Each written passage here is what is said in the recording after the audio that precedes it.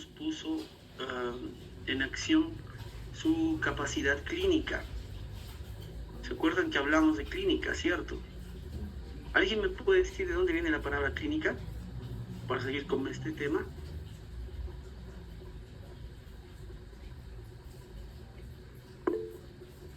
Carol, Analí, Patilla, Tobar, puedes participar. Doctor, el día mío que nos estaba explicando la palabra clínica viene de la palabra griega klinos, que es lecho o cama. Excelente, mi querida Carol. Tú tienes un super punto y me alegra bastante. Eso es lo que yo quiero de usted, que participe y que le interese lo que yo estoy explicando. Es muy motivador para mí. Entonces, ninguno de los 7 odontólogos hizo lo que nosotros llamamos clínica, ¿verdad? O sea, evaluar a un paciente al pie de la cama, que era lo que hacían los médicos antiguamente.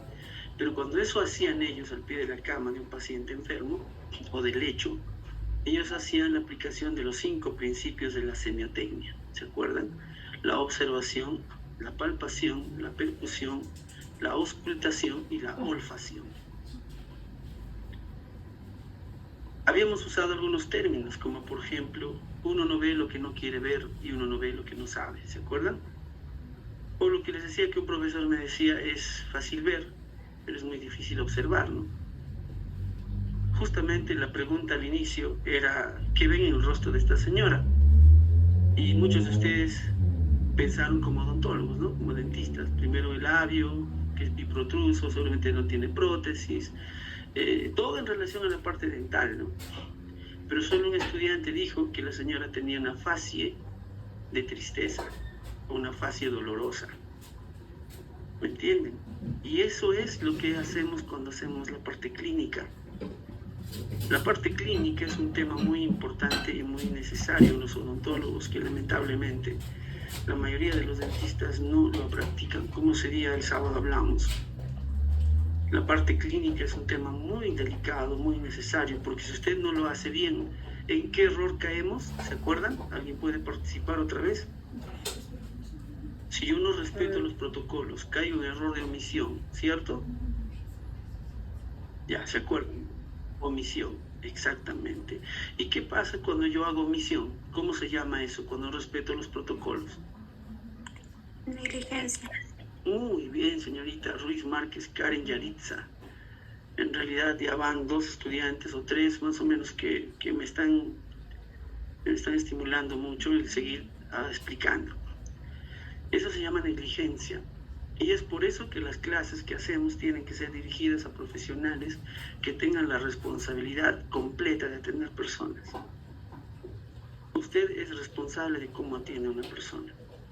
Sigamos el caso. La señora, después de esta situación, lamentablemente, yo la llegué a ver, fui hasta Tarma a hacerle la biopsia, recuerdo, y hablé con un amigo que trabaja en ese hospital de Tarma y le dije, ayúdame, porque en ese tiempo la afiliamos al CIS lo más rápido posible. Yo hice la biopsia, mandé a Lima la muestra, salió en 5 o 7 días, creo, el resultado. Era un carcinoma epidermoide, ya estaba muy avanzado. Recuerdo que fue en agosto, ya. Para el mes de octubre la señora ya estaba en mal estado. Creo que antes de que termine el mes de octubre ella falleció. ¿Por qué es importante este tema que estoy hablando con ustedes? El día sábado hablamos de la responsabilidad y justamente la responsabilidad tiene que ver con cuánto me exijo yo para hacer bien mi trabajo. Eso es algo que solo usted lo va a saber, no lo sabe nadie más. Lo que yo observo son personas con intenciones de aprender. Una de las formas de saberlo es haciendo preguntas y ver si ustedes están entendiendo. ¿Se acuerdan? Yo les dije que para ser inteligentes solamente son 2 cosas, entender y resolver. Esta señora falleció. Lamentablemente era una mujer sola, solo vivía con su hermano. Le hace falta su hermano. Si la señora hubiese tenido un clínico de verdad, en este caso un profesional, que en vez de ver dientes solamente, hubiese visto la lesión que tenía. Al inicio quizás era una leucoplasia o era una eritroplasia y quizás con el manejo apropiado la señora no estaría ahora fallecida. Muchos piensan que la odontología es solamente la parte dentaria, ¿no? Y eso es algo que no debemos tener en cuenta. ¿Por qué? Porque si usted solamente piensa en eso, significa que si usted no piensa en el sentido estricto de atender a una persona como debe ser, no está cumpliendo su labor apropiadamente. Es por eso que el curso que yo dicto y que he dictado siempre estaba dirigido a que los estudiantes entiendan anatomía, medicina estomatológica, farmacología, siempre dirigido a que usted entienda y aprenda los temas, los tópicos y que sean aplicados a lo que va a hacer siempre. Entonces, volviendo al tema, la observación que uno desarrolla es importante.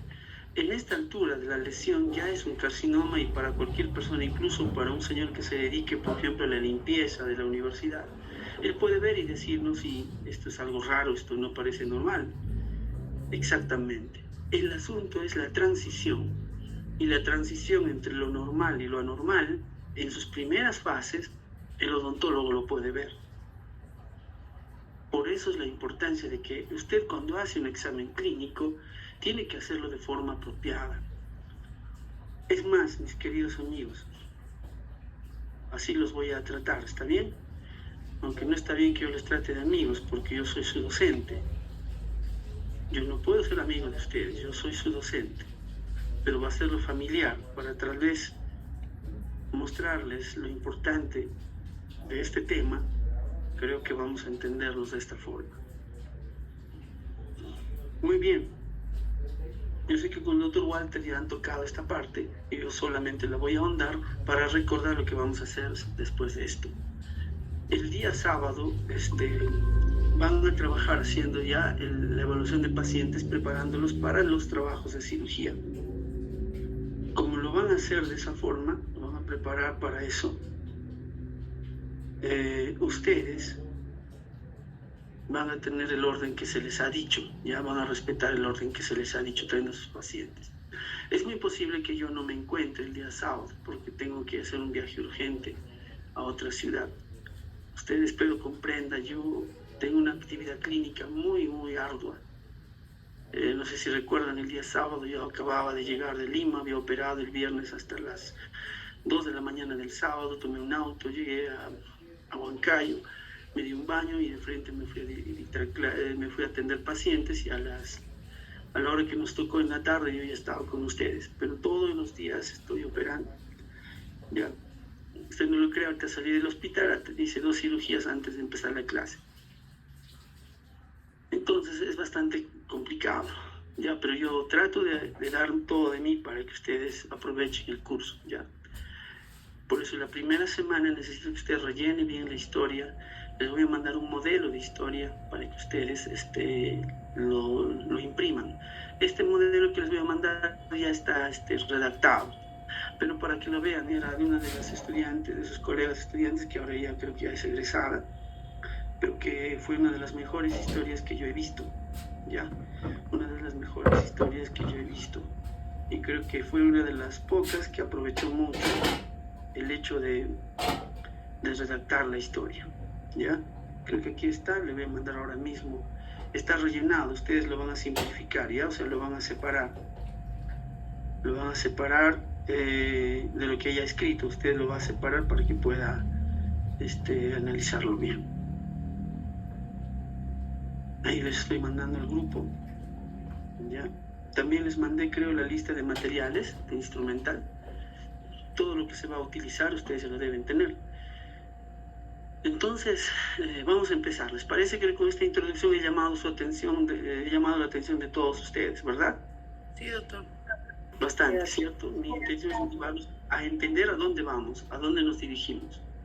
La cirugía es algo muy bonito. Viene de la palabra griega también, que en griego es kiru. Kiru es mano.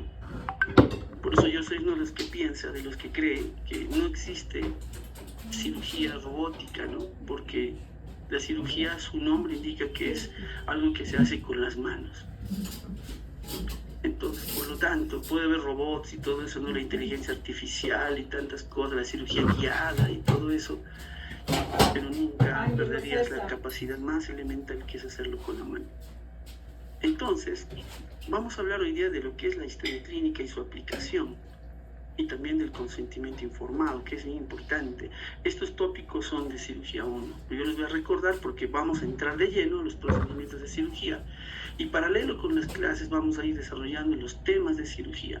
Por ejemplo, el tema primario es el manejo quirúrgico de los pacientes o principios de cirugía que debemos saber y aplicar. ¿Ya? Eso viene después de esto. Muy bien. Si tienen alguna duda, ustedes pueden levantar la mano. Ya, y yo ahí dice, Andrés Pedro Yuribilca, dígame, ¿qué punto tiene? Antes de avanzar, doctor, yo quisiera saber, ¿cuál fue el motivo de consulta de la señora cuando fue a un consultorio? No me has escuchado, creo que sí, lo dije. Se quejaba de una sensación de dolor y ardor en la zona del piso de la boca en relación a los dientes anteroinferiores. Ya fue en los odontólogos y le decía, doctor, me molesta esto, no sé si es mi diente o es mi encía. Y los dentistas obviamente estaban observando lo que estaba ahí. Había un cambio estructural de la mucosa, no como lo estamos viendo en las fotos, pero sí había un cambio de transición. La transición de un tejido normal a una lesión maligna se ha descrito en la literatura como 3 posibles situaciones: una leucoplasia, una eritroplasia o un líquen plano. Esas son las etapas de transición clínica, porque eso lo ven los ojos. La clínica es la observación, ¿cierto? Y eso es lo que percibe la vista. Pero si yo quiero ahondar más para ver la estructura microscópica, yo tengo que hacer una biopsia. Y eso es el protocolo. El protocolo dice, el manejo dice, si una lesión con las características que hemos mencionado no desaparece en 15 días después de haber quitado el agente causal, se debe realizar una toma de una muestra representativa del tejido. En otras palabras, si yo veo estas lesiones en la boca y en 15 días, por más que quité, por ejemplo, la prótesis o quité un hábito de fumar del paciente, aún persiste, yo tengo que tomar una biopsia y observar, según el informe del histopatólogo, qué cosa es. ¿Me entiende? Siempre, ¿ya?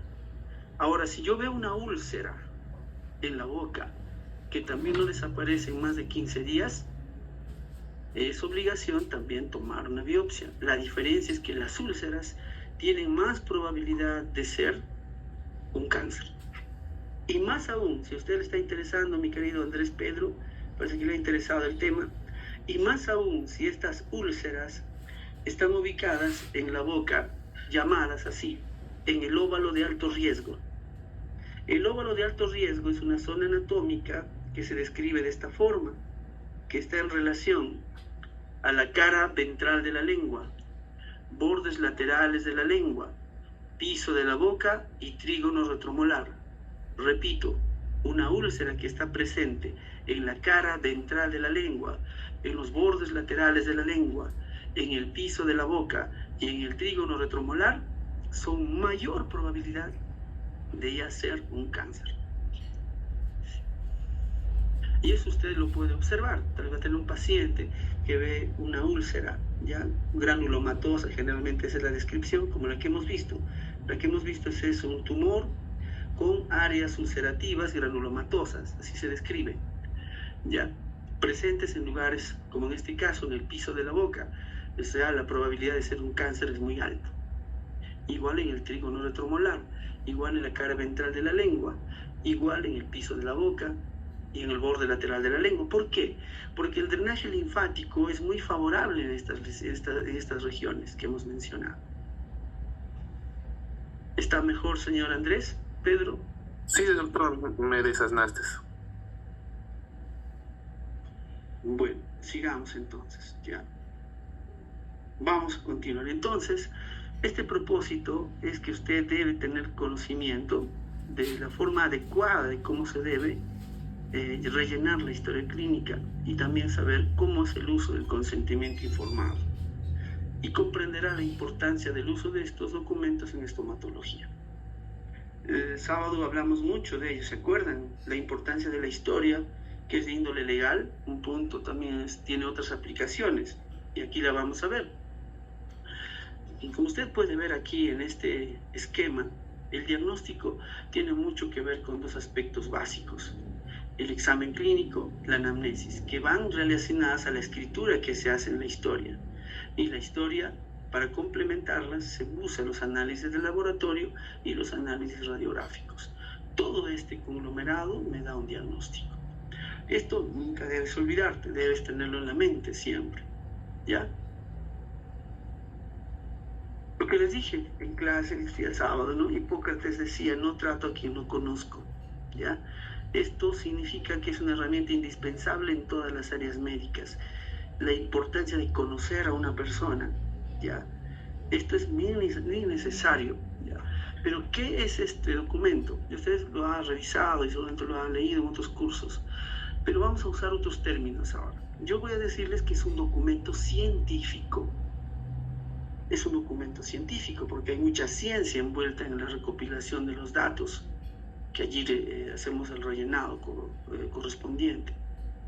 También es un documento médico porque registra el estado de salud de una persona. También es un documento legal, ¿ya? Todos estos tres conceptos giran en torno a lo que vamos a ir viendo. Todo lo registrado, por eso también se llama expediente clínico.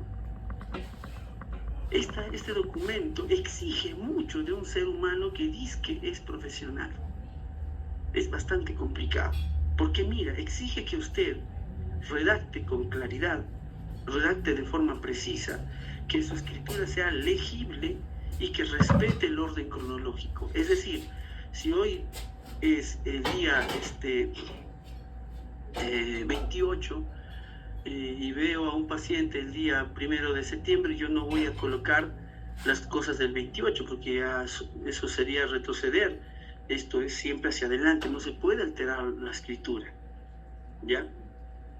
Desde el punto de vista de las funciones de la historia, sirven para todo esto, mira, para la parte docente, para la investigación, la parte jurídica legal, para hacer estudios epidemiológicos y labores asistenciales, para hacer gestión y administración, y aquí es algo muy interesante, para seleccionar. Le voy a usar otros adjetivos, tal vez usted los busque después. Segregar, separar. ¿Qué significa eso? Que yo voy a separar una persona de otra. ¿En qué contexto? Que si yo estoy haciendo un análisis clínico de un ser humano, nunca va a ser igual que otra persona. Voy a ser selectivo de esta forma, ya sea por la enfermedad, ya sea por los aspectos que él manifiesta en la sintomatología, etc. Hago una selección del paciente. En cirugía lo selecciono más. No todos los pacientes son candidatos a procedimientos de cirugía oral, sobre todo lo que hacemos en los cursos de cirugía, que es cirugía ambulatoria. ¿Qué significa cirugía ambulatoria? Donde al paciente se le hace un procedimiento en un consultorio o un ambiente que se ha preparado para la cirugía. Ese ambiente preparado para la cirugía no es como un ambiente estricto, como es una sala de operaciones. En ese ambiente estricto ya es muy distinta la conducta que uno tiene.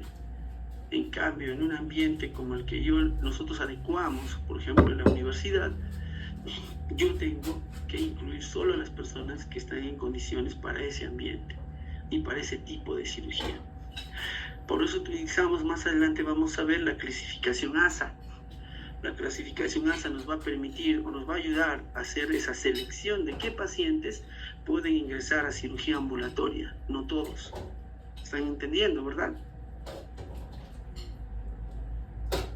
Muy bien. El objetivo de este documento, ¿cuál es ahora? Aquí viene lo interesante. Miren, obtener la información del estado actual, del pasado del paciente, antecedentes familiares, sociales, laborales, que sean de interés para un determinado fin.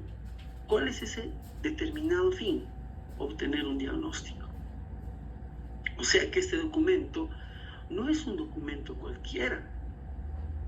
Por eso les decía ya en el curso, en el día sábado, que aquellos que, por ejemplo, le pusieron a la primera parte de la historia el término anamnesis, ellos le pusieron por una razón muy, muy importante. Si no le hubiesen puesto solamente recolección de datos o rellenado de aspectos básicos del paciente, le hubiesen puesto así y no hubiesen utilizado el término de anamnesis. Para nuestro fin, hay dos formas de redactarlo. Una forma es hacerlo de forma abierta. Este es el que más nos interesa, porque usted puede describir, rellenar toda la historia. En cambio, una historia cerrada ya no es posible describirlo. Solamente se rellena con, por ejemplo, marcas, sí, no, etc. Pero nosotros recomendamos utilizar la cirugía abierta. Aquí podemos ver un modelo, es el modelo que les he enviado. La primera parte tiene que ver con la anamnesis, como les dije, ¿ya? La anamnesis. La anamnesis significa, ¿se acuerdan qué significa? Volver a recordar. Ah, muy bien, qué bueno, me alegra. Son un grupo muy especial ustedes, ¿ah? Ustedes están con ganas de aprender. Efectivamente, significa recordar. Y en esta parte usted puede ver cómo se recuerda, mira, ve. Usted le va a preguntar al paciente dónde vive, él va a recordar dónde vivo exactamente, en qué distrito vivo, va a recordar su número de teléfono, va a recordar su sexo, tal vez se confunda, ¿no? Es una broma. Cuándo nació, cuántos años tiene, en qué lugar nació, todito esto él va a recordar. ¿Te das cuenta? Y va a recordar, después de esta primera parte, va a recordar por qué está yendo en el profesional. Porque mira aquí, esto es bien interesante. Si la anamnesis significa recordar, ¿cómo empiezo yo a recordar? Yo tengo que ayudarlo, por eso es una entrevista, ¿se acuerda? La anamnesis es una entrevista. El método que se utiliza para obtener la información en la anamnesis se llama entrevista. La entrevista es una conversación, una interlocución con otra persona y otra. En esta situación, para yo empezar a conocerlo, mírenme, también le llamaron a esto filiación. Filiación también viene del griego filius, ya que significa familia. Miren qué tan interesante es esto, que cuando usted habla portugués, por ejemplo, en portugués, miren la cercanía de la palabra familia en este caso. Cuando los portugueses o los brasileños dicen, él es mi hijo, dicen meu filho. Es decir, filho viene de filiación, de familia. La parte más cercana de la familia es un hijo. Por eso que el término filiación, ¿qué significa? Que el profesional se va a familiarizar con el paciente. ¿Y cómo me familiarizo con él? Justamente obteniendo este tipo de información. Ahí voy a saber dónde vive. Y al hacer esta información inicial en la filiación, yo ya lo estoy discriminando al paciente. Aunque para usted el término puede sonar un tanto ofensivo. Discriminar significa seleccionar, separar, segregar. ¿Cómo hago esto? Miren, si me dice yo vivo en el asentamiento humano Los Olvidados de Dios, yo estoy imaginando que este paciente no tiene acceso a agua potable, no tiene acceso a un lugar apropiado para la disposición de excretas o eliminación de excretas. ¿Se dan cuenta? Entonces todo eso ahí lo hacen vulnerable a enfermedades. En cambio, si me dice yo vivo en una zona residencial, donde en esa zona residencial hay agua potable, ya tienen agua, desagüe, todo lo necesario para el hábitat de un ser humano, esa persona no se va a enfermar como la otra. Tendrá otras repercusiones en su salud, pero no en el sentido de carencias que pueden generar cierto tipo de enfermedades. ¿Me entienden? Lo mismo, el sexo, la raza, cada una de ellas, el estado civil, pueden ser condiciones para generar ciertos hábitos, ciertas maneras de expresar una enfermedad en un paciente. Todo ello es importante. Por ejemplo, la religión. Los religiosos tienen formas y hábitos de vivir. Eso puede redimir que su situación sea expuesta a ciertas enfermedades. O en otro caso, quizás enfermarse de otras cosas. Por ejemplo, hay cierto grupo de religiosos que no comen cerdo, por ejemplo. Se dan cuenta. Hay otros con mucho más radicales, no comen carne. Obviamente, entonces hay una mínima ingesta proteica y eso les puede generar otro tipo de problemas. Todo esto es importante, por eso que te das cuenta tú que empiezas a familiarizarte tanto con el paciente, ya te das cuenta quién es. Y después de ello viene el motivo de consulta, o sea, ¿qué es la queja del paciente? ¿Por qué viene? Yo creo que creo que aquí tengo un formato de eso. Vamos a verlo ahorita. Aquí está. Aquí está, anamnesis es lo contrario a amnesia, que significa, ajá. Vamos a ver, aquí hay un tema interesante. Aquí está. Ahora vamos a entender esta parte, ¿ya? Pues bien interesante, lo terminamos ya para que usted pueda desarrollar la tarea que le voy a dejar yo. Los motivos de consulta también son considerados como, vamos a hacerlo de esta forma. Ahí está. Lo voy a hacer directamente en la pantalla, ¿ya? A mí me gusta dibujar bastante. Ya, vamos a verlo aquí. Los tipos de motivo de consulta. Motivo de consulta también se le conoce como queja principal.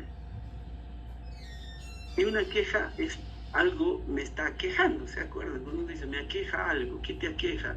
Dolor de espalda, me aqueja dolor de estómago, me aqueja que no puedo levantar los pies, los noto muy cansados. Algo, el paciente va contra el profesional y le dice que tiene este problema. Y esa manifestación del problema hace que el paciente, o sea, entienda, ¿no?, que para expresar lo que siente, el entrevistador lo tiene que guiar. En la primera condición de los motivos de consulta, el paciente manifiesta una dolencia. Aquí, mira, voy a colocarlo aquí. Y las dolencias se manifiestan por signos y síntomas. Vamos a ponerlo aquí entre paréntesis. ¿Cómo se manifiestan las dolencias? Signos y síntomas. Ya, signos y síntomas. Entonces, vamos a hacer ejemplos. Cuando un paciente va, vamos a hacer ejemplo para entender. Vamos a ponernos en los escenarios. Primer escenario, viene un paciente y dice: doctor,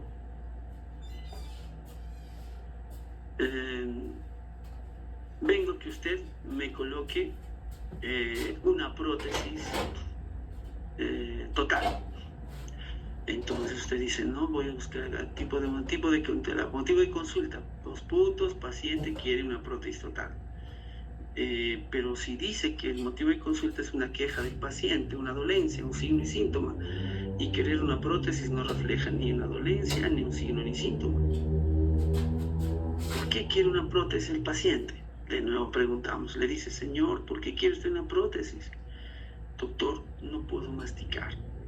Mira, ve, la entrevista está dirigiéndose bien, porque estás encontrando la verdadera causa de su queja o su motivo de consulta. Él no puede venir por un motivo de consulta en relación a un procedimiento. Él tiene que mostrar qué problema tiene. Otro ejemplo. Viene el paciente y dice, doctor, quiero extraerme la muela. Y usted puede equivocarse y poner aquí motivo de consulta, quiere exodoncia de la pieza dentaria tal. Ya. Pero tampoco es un motivo de consulta. La exodoncia es un procedimiento.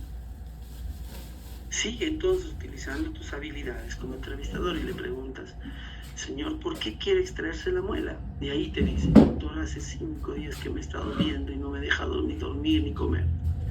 ¿Te das cuenta? El dolor es un signo y un síntoma. ¿Te das cuenta? O sea, eso es lo que quiero que usted entienda. El primer motivo de consulta, entonces, el primer tipo de motivo de consulta es que el paciente refleje una queja. Y mire usted, hay autores en los cuales reflejan y dicen que no se debe poner como el paciente dice. ¿Por qué? Porque el paciente puede tener ciertas limitaciones en la expresión y la historia clínica es un documento que exige una redacción bastante importante. Por ejemplo, el paciente puede decir, vamos a hacer un ejemplo excesivamente extremo. Doctor, estoy con la bicicleta hace 5 días. Entonces, podría aquí motivo de consulta, paciente tiene bicicleta hace 5 días. Te das cuenta que no puedes hacer eso. Tú tienes que reemplazar lo que el paciente dice, guiarlo o entender cuál es el motivo. Tipo de motivo de consulta en este caso sería, ¿no? Paciente manifiesta diarrea hace 5 días. La diarrea es un término médico, ¿ya? Entonces, te das cuenta, no puedes a veces hacer eso. O recuerdo una anécdota, ¿no? En una visita médica, mi colega preguntó a una paciente, la señora dijo, así, doctor, yo tengo una bolita en mi lengua, una pelotita en mi lengua, dijo. Y mi colega puso, motivo de consulta, paciente dice tener pelotita en su lengua. Justo pasaron unos médicos que estaban supervisando, haciendo la visita médica del día, y nos pegaron una verdadera, pues obviamente, nos explicaron que este documento tiene que ser muy impecable en su redacción. Justamente lo están redactando profesionales. Y es importante que el profesional tenga un dominio del habla diferente a otras personas. Por eso es que es un sacrificio culturizarse, mejorar el hablar, mejorar el escribir, mejorar el entender. Es un sacrificio. Los seres humanos tienen que hacer eso, porque eso es una obligación inherente a su condición de Homo sapiens. Él tiene que ser mejor per se, porque así debe ser. Y no puede ser un profesional mediocre. Y la mediocridad es muy, muy común hoy en día. Es por eso que nos obligamos personalmente, por el término que usamos al inicio del curso, responsabilidad, mejorar. Tiene que leer bien, tiene que escribir bien, tiene que redactar bien. ¿Por qué? Porque así debe ser. Yo no te voy a buscar razones adicionales, ¿no? Por eso que esta redacción es impecable. La segunda razón del motivo de consulta es un examen de rutina. Aquí es muy peculiar. Vamos a hacer un ejemplo, ¿ya? Yo no tengo ninguna patología, pero quiero que me vea el médico, ¿ya? Porque quiero sentirme tranquilo de alguna dolencia que está padeciendo yo. A eso se llama examen de rutina. Otro ejemplo, vamos a verlo, ¿ya? Un señor y sus amigos estaban cenando tranquilamente y uno de sus colegas se sintió mal. Eran de la misma edad. El muchacho se sintió mal, lo llevaron al hospital y diagnosticaron cáncer de estómago. Pasaron 3 meses y falleció. Y todos ellos, como son de la misma edad, dijeron, ¿no? Él estaba sano aparentemente y de la noche a la mañana se enfermó. Mejor vamos a pasar un examen médico, un examen de rutina. En ese examen él no manifiesta signos ni síntomas, pero lo está haciendo porque quiere estar seguro de su estado de salud. Otro ejemplo, grandes empresas, grandes corporaciones hacen pasar exámenes médicos anuales a los pacientes, sin que tal vez ellos tengan signos y síntomas, pero es necesario para descartar enfermedades presentes. Lo mismo se hace cuando hablamos del tema del cáncer oral. Se hace un descarte, una evaluación de, por ejemplo, 1000 personas de un lugar donde hay una alta incidencia de cáncer. Se hace allí un despistaje, se evalúa a cada paciente, se le ve la boca, si hay algún tipo de lesión o cambio clínico visible. También eso es un examen de rutina. ¿Entendieron mejor? Sí, Ahora miren, chicos, significa entonces que tenemos 2 en color negro, pero vienen 2 en color rojo. La tercera forma de motivo de consulta es la derivación o referencia o interconsulta. Eso sucede, por ejemplo, el que estábamos hablando el día sábado. No podemos extraer los dientes porque quiero extraerlos, por cumplir el récord, etc. Yo veo a mi amigo, me dice, ¿sabes qué? Te voy a tomar una radiografía, le toma a su amigo y le ve los dientes impactados, pero a él no le duele. Y dices, no, oye, te voy a llevar a la universidad para sacarte las muelas del juicio porque quiero practicar y todo eso. Y él viene, le trae, entonces me dice, doctor, mira esta radiografía, ¿puedo sacarle las muelas? Ahí está la pregunta. De que puedes, pero de que está justificado, no está justificado, porque el paciente no tiene, desde el punto de vista de cirugía, no tiene dolor, no tiene infección, no tiene nada de eso. Pero puede cambiar el papel si hacemos lo siguiente, una interconsulta a ortodoncia, porque el chico quiere ordenarse o alinearse los dientes.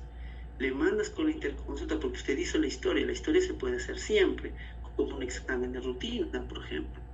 Le hace usted la historia como examen de rutina a su amigo y ahí pone, ¿no? Por ejemplo, pieza 3848 en posición mesio-distal o mesio-angular, etcétera, ¿no? Lo describes. Le tomas la panorámica, como hemos aprendido, que es menester obligatorio, y usted ve allí, ¿no?, que la pieza dentaria está impactada y que necesita espacio para alinear los dientes. Hace allí una interconsulta ortodoncia y usted pone ahí, ¿no? Interconsulta A, servicio de ortodoncia. Abajo describes paciente varón de 21 años de edad, sin antecedentes mórbidos de importancia. Acude al consultorio de la clínica de la Universidad Franklin Roosevelt para evaluación de rutina, en la cual se observa la pieza 3.8 y 4.8 en posiciones aberrantes, punto, maloclusión presente, punto.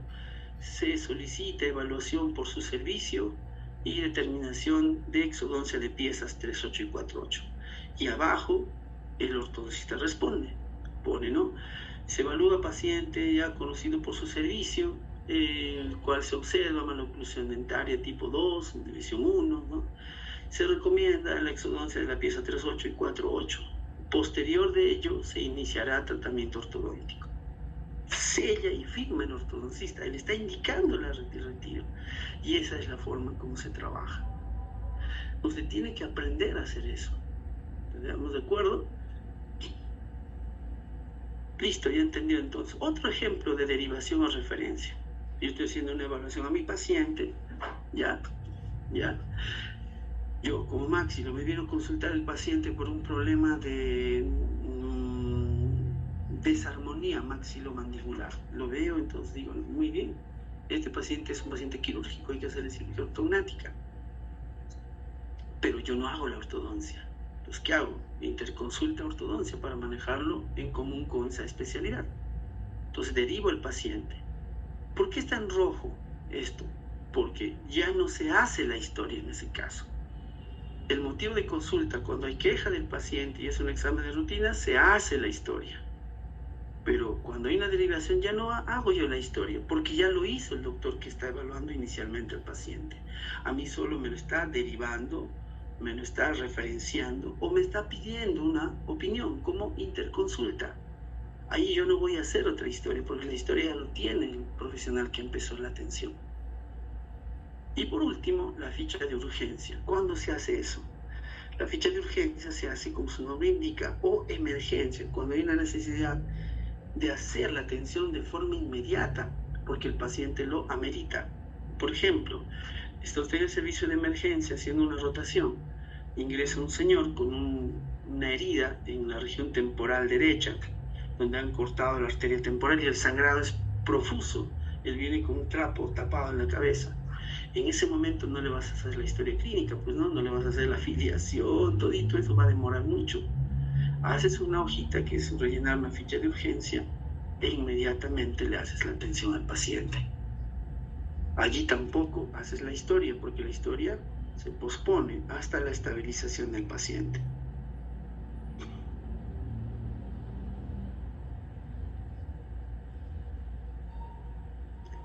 ¿Alguna pregunta hasta aquí?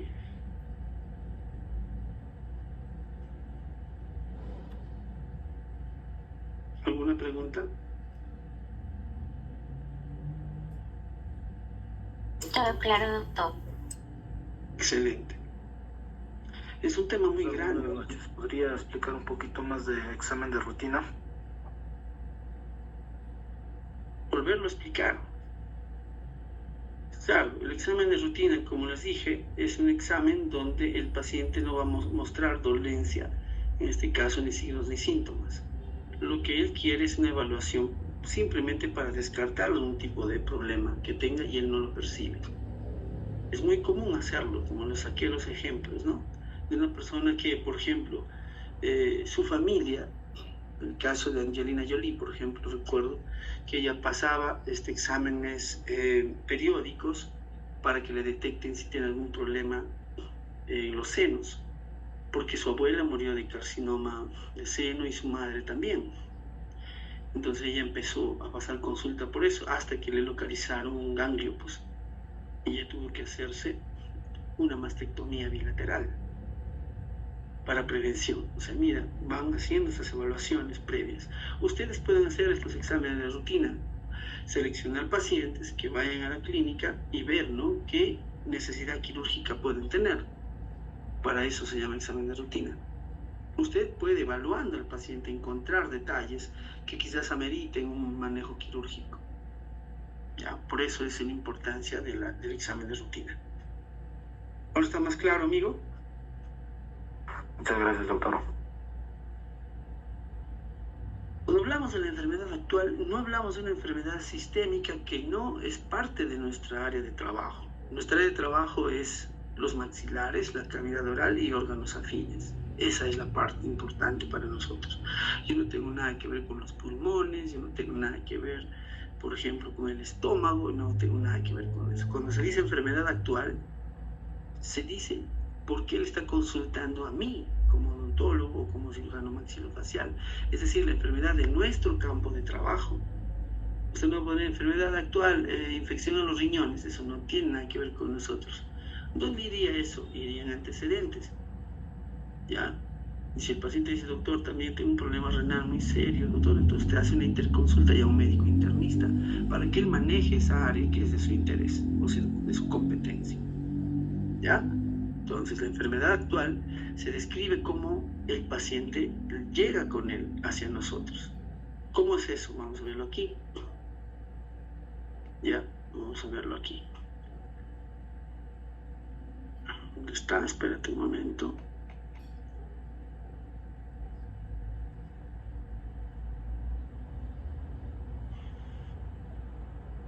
Muy bien. Vamos a ampliar aquí. Eso. Listo. Enfermedad actual, la segunda parte de la anamnesis después de la afiliación. Tiempo de enfermedad, ¿desde cuándo está con estos signos y síntomas? ¿Desde cuándo empezó? Pues será hace una semana, hace un mes, hace 2 meses. Aquí le pones tiempo de enfermedad, 2 meses aproximadamente. Forma de inicio, anótalo, ¿cómo se escribe? Puede ser brusco o puede ser insidioso. Brusco cuando aparece de forma súbita. Insidioso, ¿ya? Insidioso cuando él no se da cuenta. ¿Me entienden esa parte? Sí, doctor.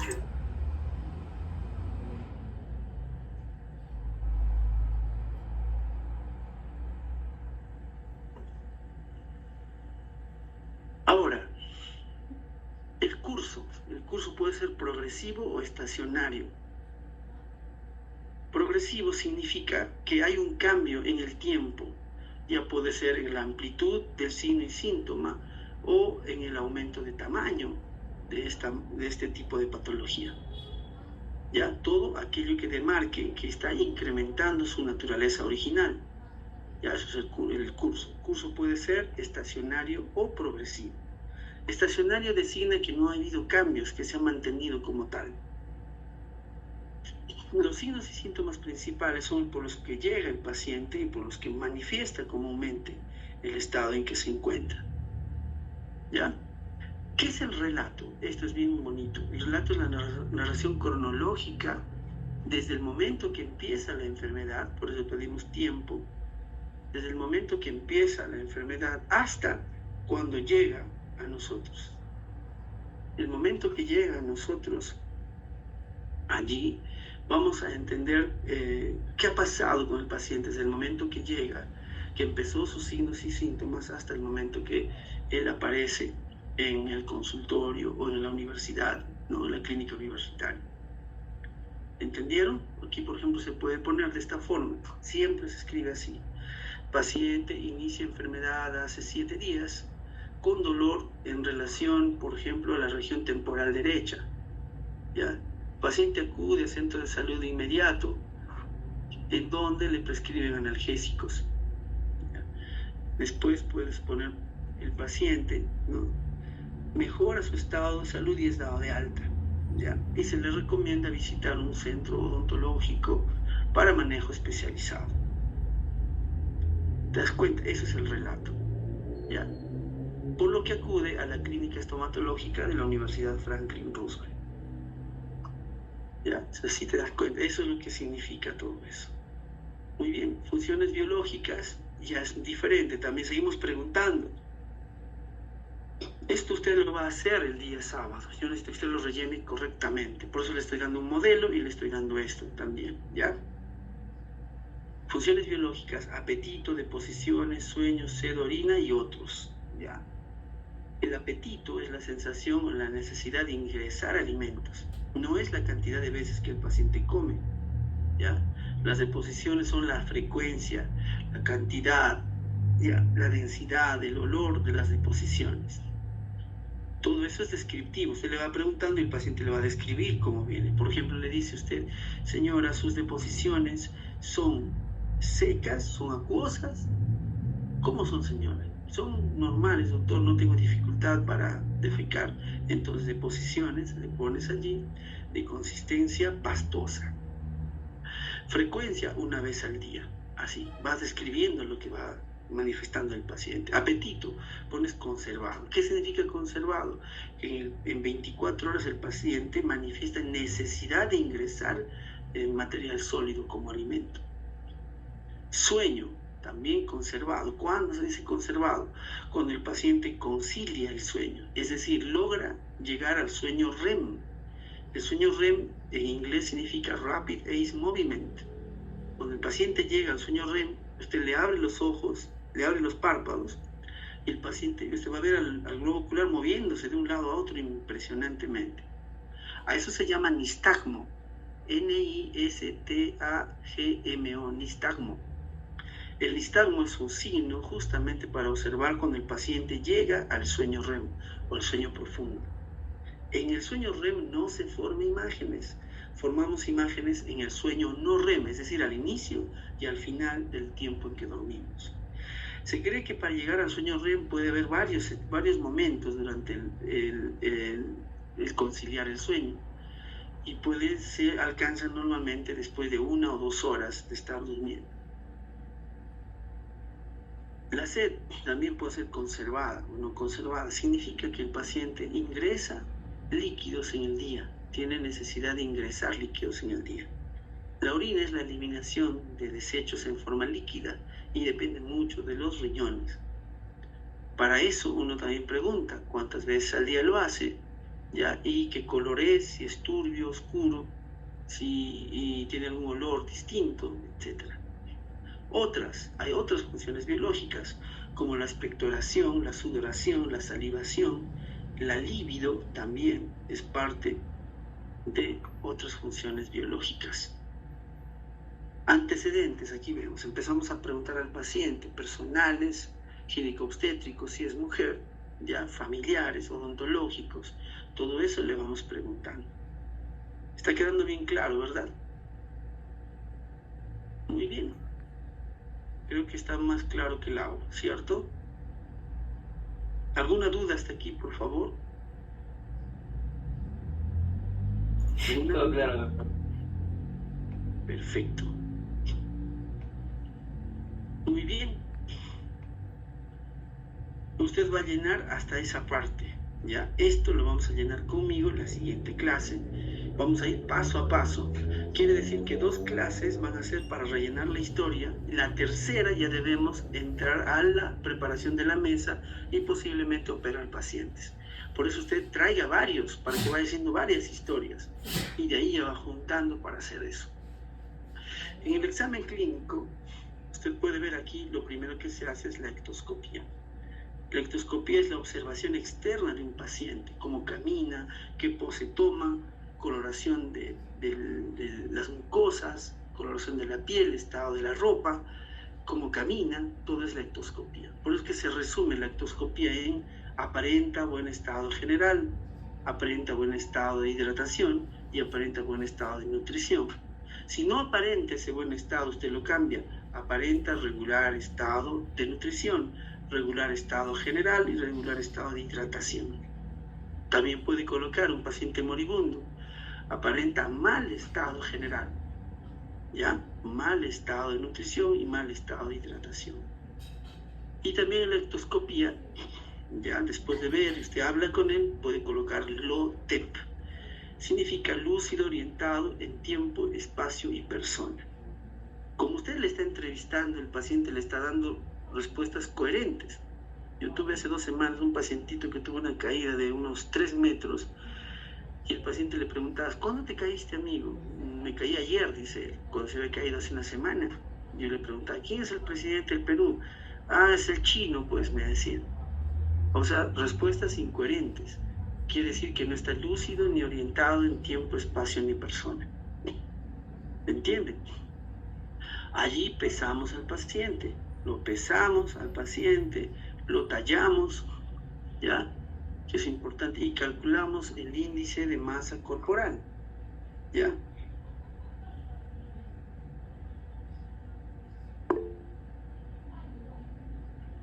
Calculamos el índice de masa corporal.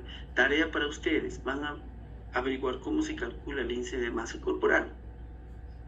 De allí vamos a hacer la práctica ese día de cómo se toma la presión arterial con los pacientes. Yo le voy a tomar y ustedes van a hacerlo también, pero con sus pacientes. Tenemos que avanzar porque tenemos que dejar listas las historias para que el paciente se opere.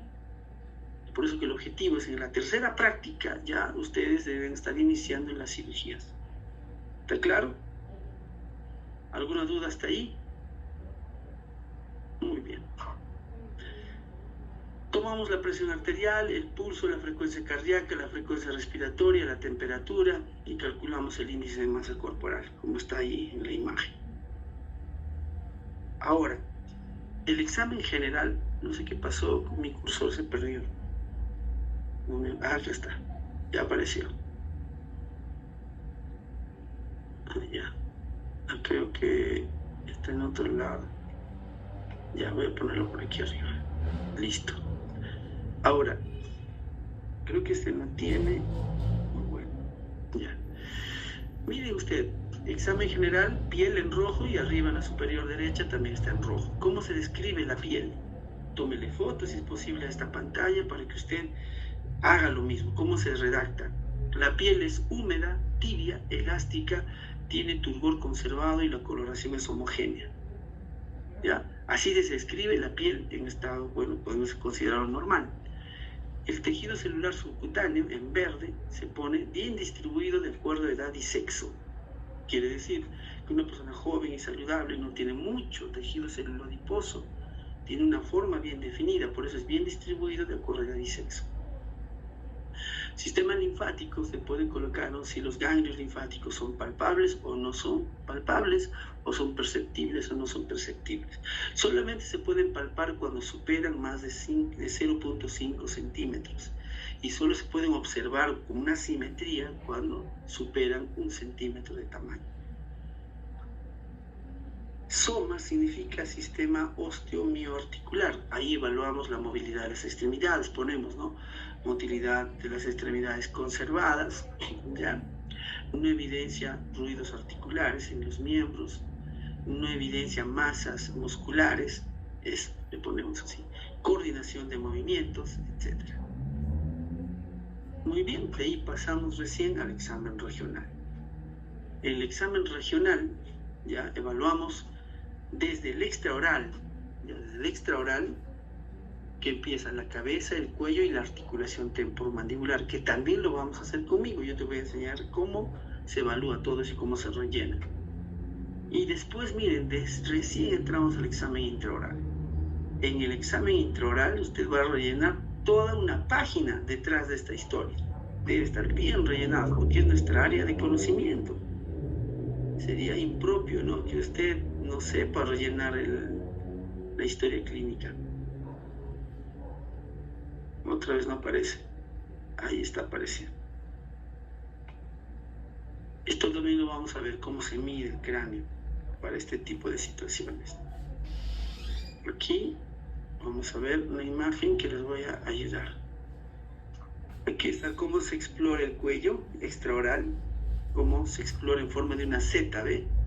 Los ganglios linfáticos del cuello, cómo se va explorando en forma ordenada, submentoniano, submaxilar, preauricular, retroauricular, occipital y bajo por el esternocleido, por delante del esternocleido, por detrás del esternocleido y después por encima de la clavícula. tiene una forma bien definida como una Z. También puedo palpar la glándula tiroides, que es bien importante. Y ahí evaluamos la articulación, mira, ve. Todo esto lo vamos a hacer en la práctica. Esto es parte de cirugía 1, pero no se preocupen. Yo quiero que usted redacte bien, lo haga muy bien todo eso para empezar a trabajar con los pacientes.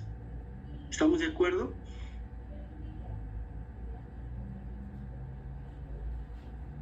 Sí, ¿Me escuchan? Sí, doctorcito. Sí, doctor. Están cansados ya creo, ¿no? Cállense un poquito. ¿Qué pasó?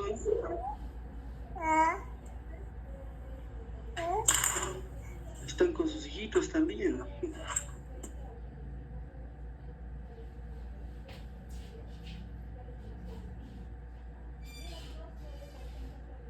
Listo. Cuando hacemos el examen intraoral, eso es lo que evaluamos, miren. Necesitamos una buena fuente de luz y separadores. Y este es el orden. Tómenle la foto también. Todito esto lo vamos a practicar. Por eso que el examen intraoral abarca una página completa. Ya, Bien ya redactado. sus hijos, ya sus hijos. ¿Ya? El modelo que les he mandado creo que es un modelo muy apropiado. Espero que ustedes lo aprovechen. Muy bien. Ahora les voy a dejar una pequeña tarea. ¿Estamos de acuerdo? ¿Están allí presentes? Sí, doctor. Otra vez perdí, Acompáñame, Pepe. Desde la puerta para que me veas. otra vez perdí esto un ratito. Ya, ahí está. ¿Para qué? Deja. ¿Para qué? ¿Tú no entiendes? ¿Por qué Deja. quieres Muy que bien. Deja.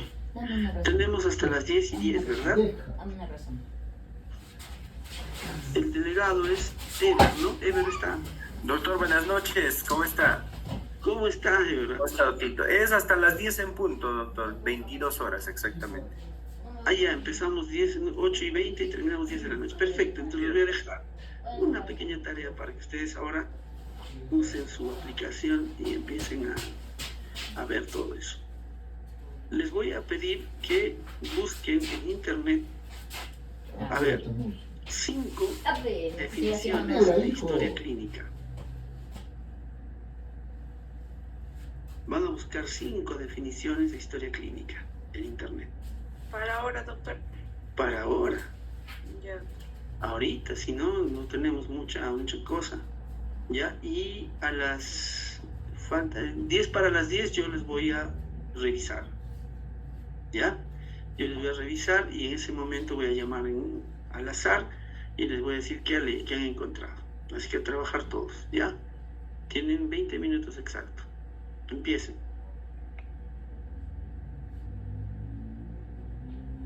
¿Puede repetir, por favor, por favor? ¿Puede repetir, doctor?